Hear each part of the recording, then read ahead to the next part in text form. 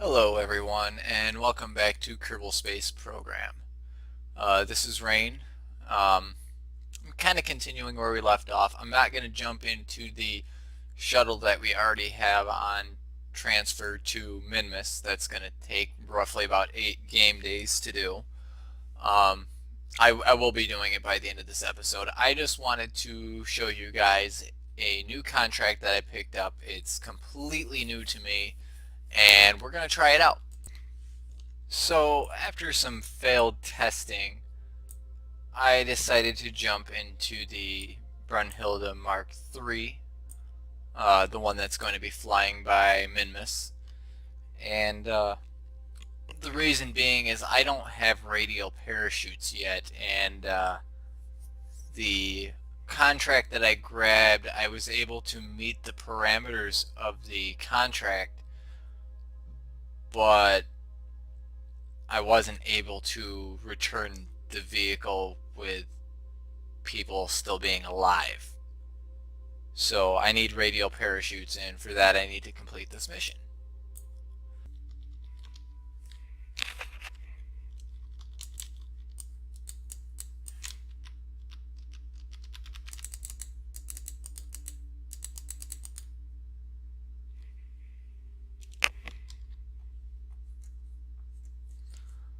Um, so I'm not sure what happened here, but I'm still in a time warp. And for some reason I wasn't able to get out of it, but now I seem to be fine. While we're here, we will get our pressure reading, or I mean our temperature reading, our pressure reading. We'll deploy the magnometer. We completed this contract, by the way. Send that data. So we explored Minmus. We met the parameter of it to transfer scientific data, I believe is what it is. And we've reached all our milestones. And another parameter, which I believe is just the flyby. So we got that. We'll toggle that back down. And we'll observe one of these material bays. So we can get 10 science now, or we can hold on to it and get 25 science when we return. I think we're just going to hold on to it. And we're going to leave that door open just so I know which one is there. I have the other one. The idea here now, I want to get to the Minmus escape. Because we were just doing the flyby, we already did that.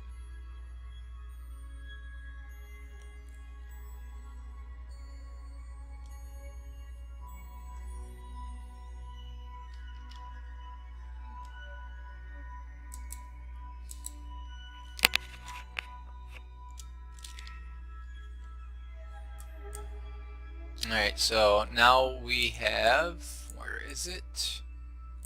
Alright, that's Minmus there. We just left its sphere of influence. We're back to Kerbin's sphere of influence. So you can clearly see we got connection still, proper connection. So now the conics are going to allow me to see this Mun encounter. And as you can see, we're going to skip around Kerbin. We're going to launch into the Mun. We're going to go into high space with the Mun. And it's going to give us a free return that is going to be, it's not going to be ideal for us, but when we're up here, we should be able to change it. We just got another milestone where we escaped from the gravitational influence of Minmus. What I'm going to do before we do anything else, okay, this is weird. For whatever reason, it's not letting me pull up my escape menu.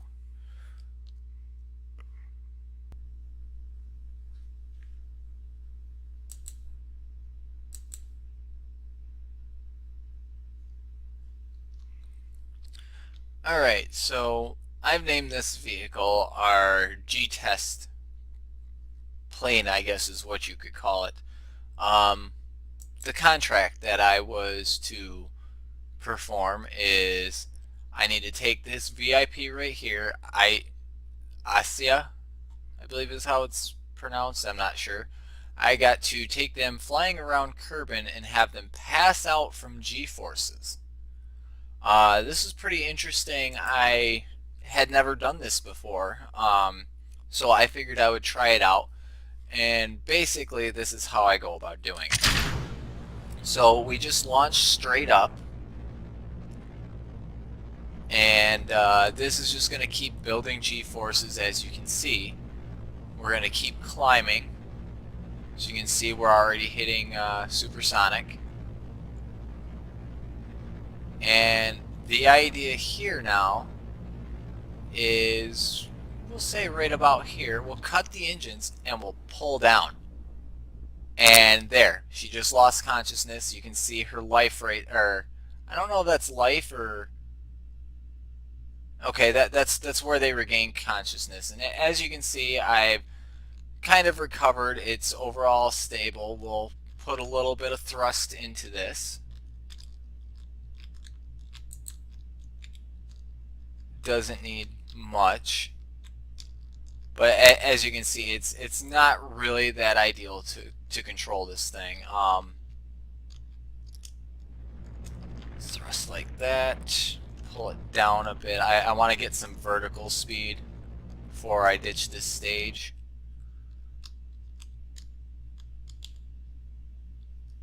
This is not an ideal thing to have. All right, so I just left that stage behind now, and this is what I'm left with. This nice little cute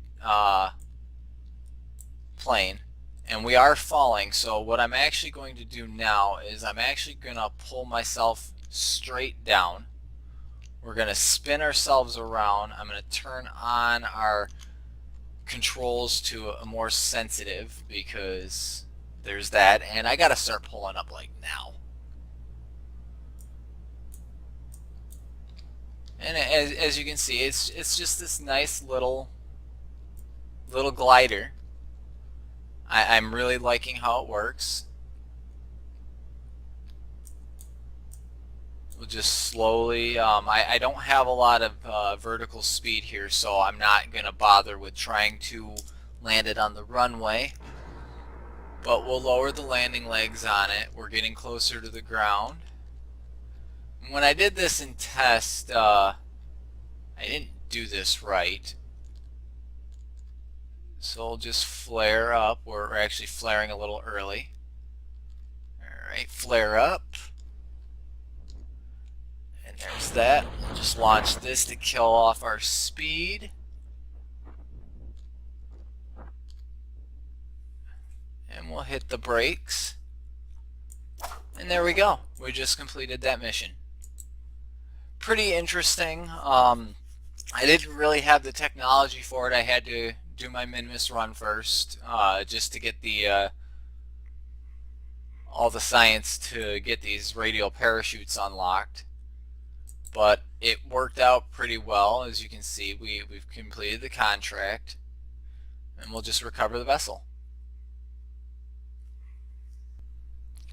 And welcome back, everybody. Sorry, I had to restart my KSP. It turns out that I had a glitch of some sort that prevented me from being able to do this. So without this, I wasn't able to revert from a simulation, and yeah, it wound up in some weird things, such as I have 2 contract things up here, I have 2 encyclopedia things, and I don't know why they're there. They just won't go away. Whatever, it's not that big of a deal. Everything still works as far as I've seen. So this is the Epimetheus, I believe is how it's pronounced. It's a nice 2-staged orbit. Technically, I guess you could count it as a 3. It's got this little stage. It's just there to complete a contract. It's not actually going to do anything. It's just going to kick off as soon as we start off. But let's start the launch. And of course, this staging.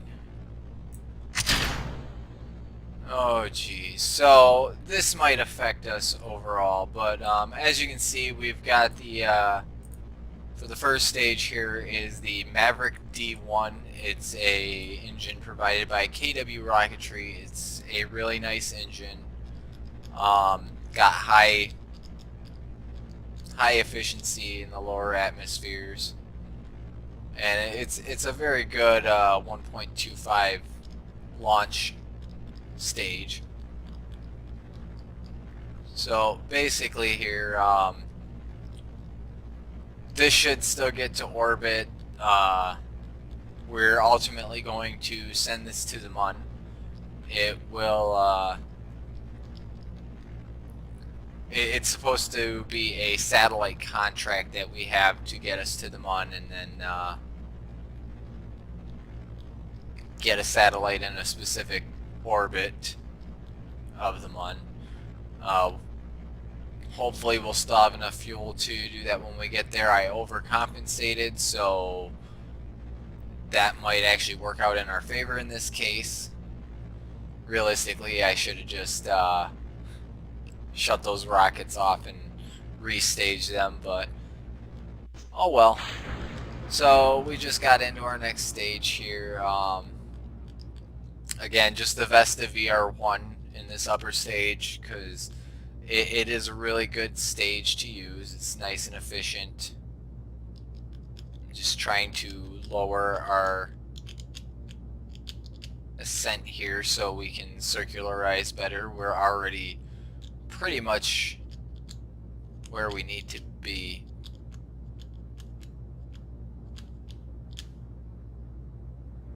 There we go, we're nice and stable there, so we'll just burn this way for a while. As you can see, we got a nice little fairing on here to protect the upper stage of our satellite, and it's about to come off. There we go. So as you can see, it's just our standard satellite. We had to have materials bay on it, as well as a thermometer, but you know, that's not that big of a deal. We did up this stage here. This is a bigger fuel tank for the satellite itself. We're just gonna continue to circularize here. Yeah, this is way less efficient. I'm gonna turn gimbaling off this. I noticed that in the simulation that it gimbaled a little too much, and I didn't care for how squirrely it was. Alright, so we spent that stage. Now, if you didn't notice, on these stages there were parachutes. The stage recovery is going to try and use those parachutes to determine whether or not if it'll actually recover those stages, and therefore give us more cash as it recovers the vessel. We can see here our first stage, it recovered successfully. We got a total of 6,444 funds back. That's not bad. If there was more fuel, we would end up getting more fuel, but it just shows you what it contained and what everything costs. It also tells you the velocity at which it came in at. And distance also does play a factor into it, you know, just like it does for anything else. We'll activate this engine. We're just waiting here for the apoapsis. Just going to do our circularization. Let's see here. And there we go.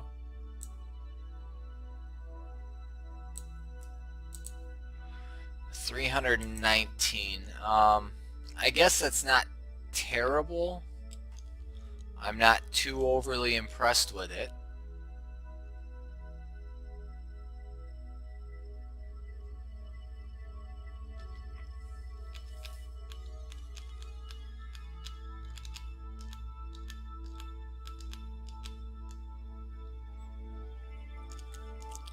And let's begin our burn.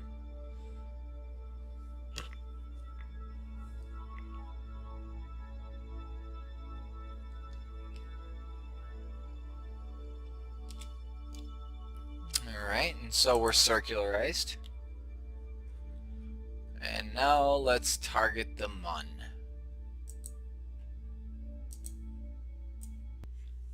Alright, so just a bit before the launch here, I did want to point out that this engine we're using is the Terrier, the small LV909.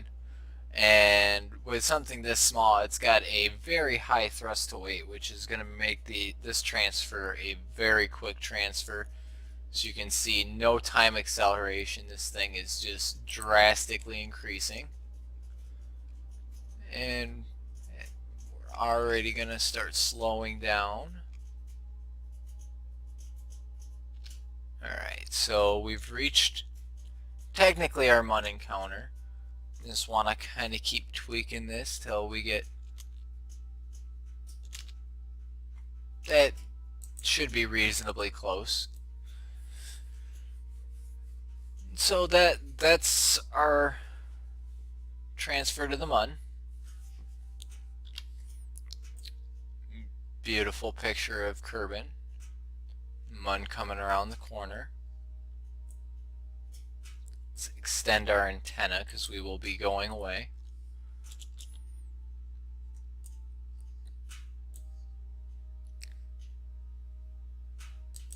And we got plenty of time, so we'll just warp out there. Alright, so here we are in the Mun sphere of influence. I'm going to deploy these just because, you know,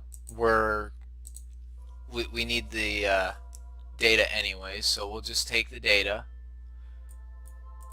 be done with that. Now we just got to set our circularization pretty much to what this is.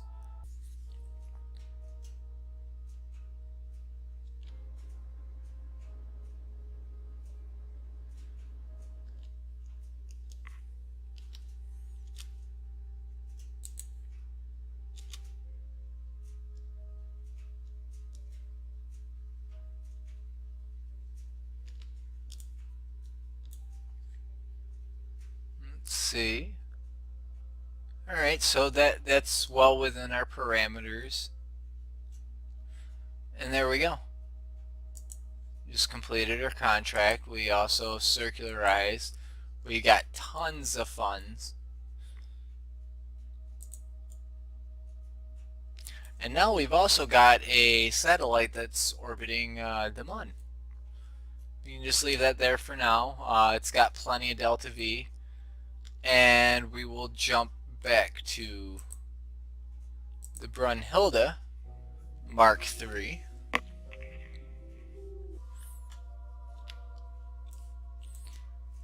And what we'll do here is, instead of having it go to the Mun, I know it seemed like a reasonable, plot to have it do that. I'm thinking that what we should actually do is start to decelerate us, and I just want to kind of plot a maneuver node here, figure out what our periapsis is, and just basically start decreasing our periapsis. I feel that we should just have this thing return. As you can see, it doesn't take much for that trajectories node to significantly go down.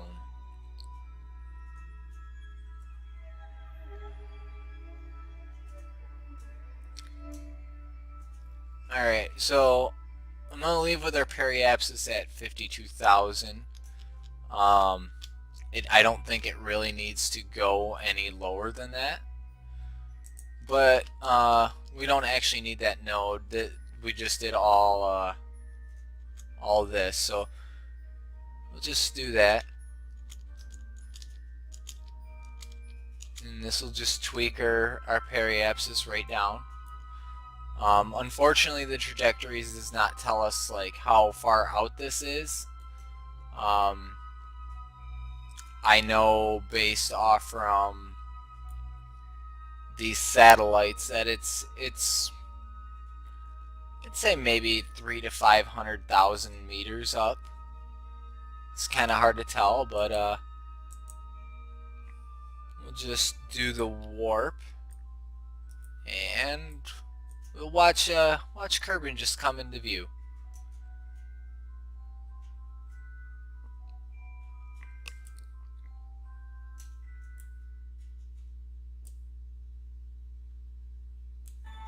Just beautiful. So since we have this other materials bay, I'm actually going to deploy it now. I haven't taken a high space yet. So we'll take the high space, which is surprisingly more than the high Minmus. We will just close these doors up.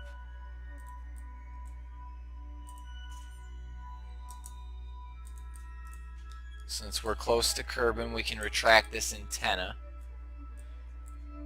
We're well within comms range where we're at now.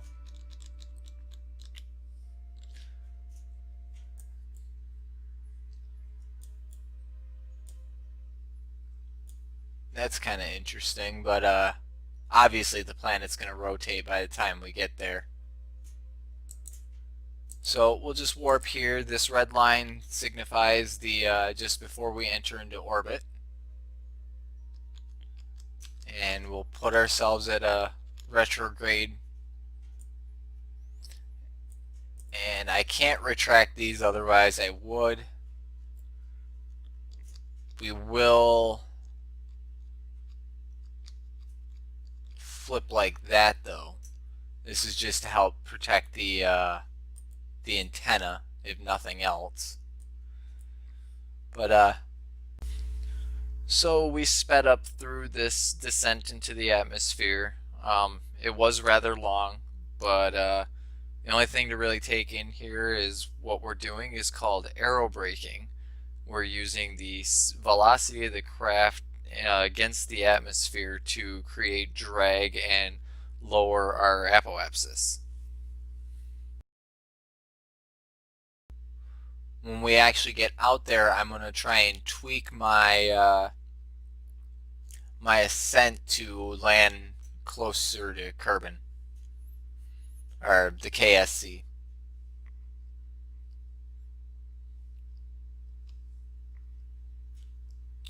Okay, and so we're out of the atmosphere. So you can see this is where it's predicting that we're going to land. So what I'm going to do here is we're just going to keep pulling up.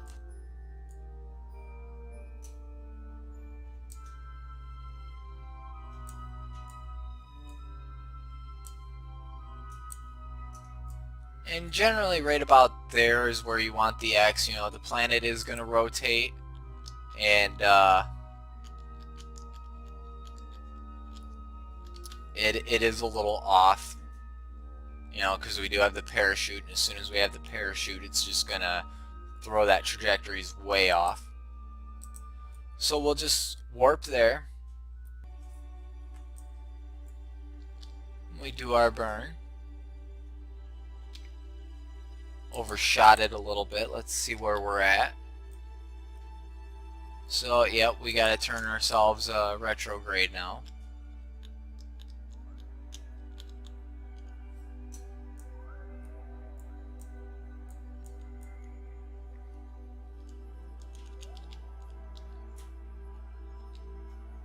Right about there.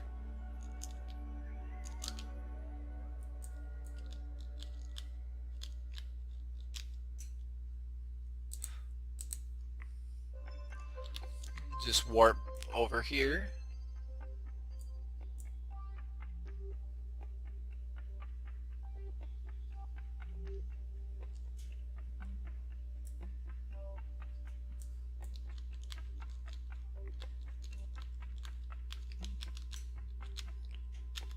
Prepare for orbit re-entry.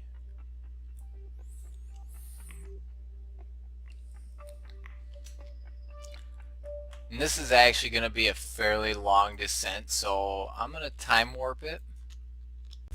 And this was fairly long. I believe here I am at ×8 speed, and it's still just taking a long time. We're just slowly going through the atmosphere, bleeding off our surface, our horizontal velocity, and hoping to reach the KSC. There I just staged my fuel stage as well as the heat shield. I felt that at this speed we didn't really need it. We did wind up doing this whole return from Minmus without the need of a heat shield. As you can see here, we're just coming into the KSC.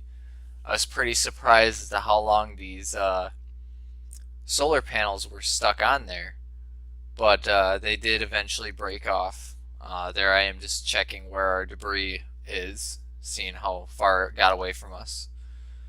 And we just lower down. At this point I felt that the SAS was no longer necessary, so I just deployed the parachute to help slow us down more, checking stage recovery, and we're just about to the ground. Alright, we're about to the ground now.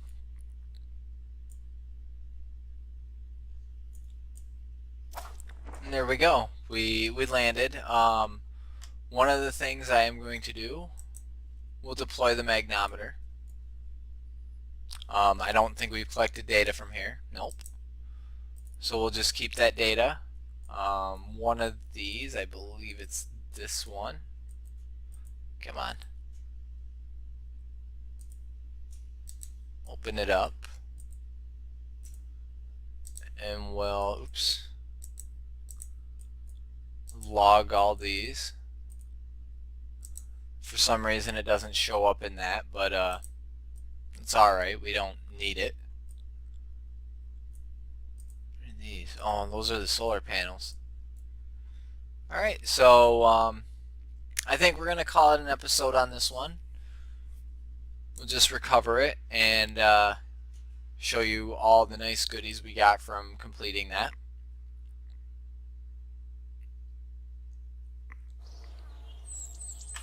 So we got a total of 140 science. We collected 67.2 from that.